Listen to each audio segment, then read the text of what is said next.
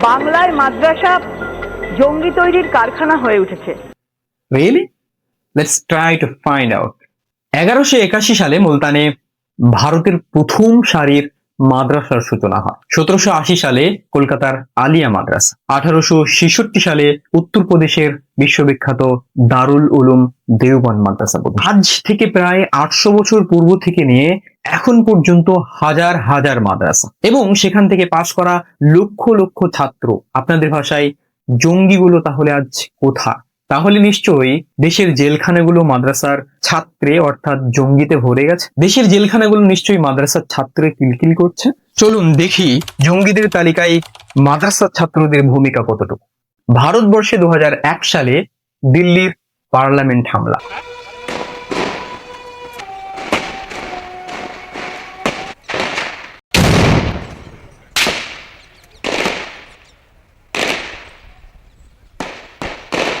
দু 2008 সালে মুম্বাই হামলা।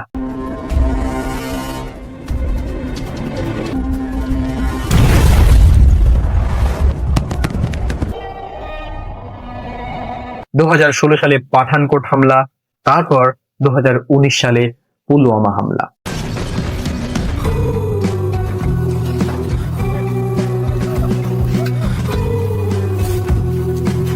এবং 2025 সালে পেহেলগাম হামলা।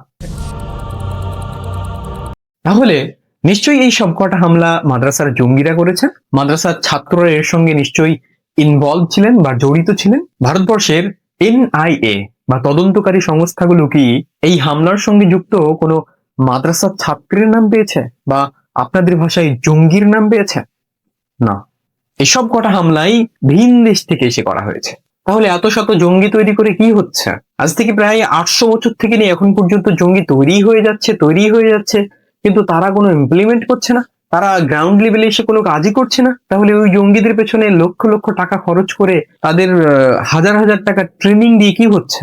এটা হচ্ছে মানুষকে মিসগাইড করা, মানুষকে ধর্মীয় বিভাজনের একটা উৎস, যে মাদ্রাসায় জঙ্গি তৈরি হয়। ভিডিওটি প্রচুর পরিমাণে শেয়ার করুন এবং তাদের চোখ খুলে দিন যারা মাদ্রাসা সম্পর্কে এখন পর্যন্ত ভুল ধারণা পোষণ করে আছেন। এবং আপনি যদি আমার এই পেজে প্রথম হন তাহলে অবশ্যই পেজটিকে ফলো করবেন এবং ইউটিউবে দেখলে সাবস্ক্রাইব করবেন। Like, share and subscribe for more amazing information. Thank you guys, thanks for watching.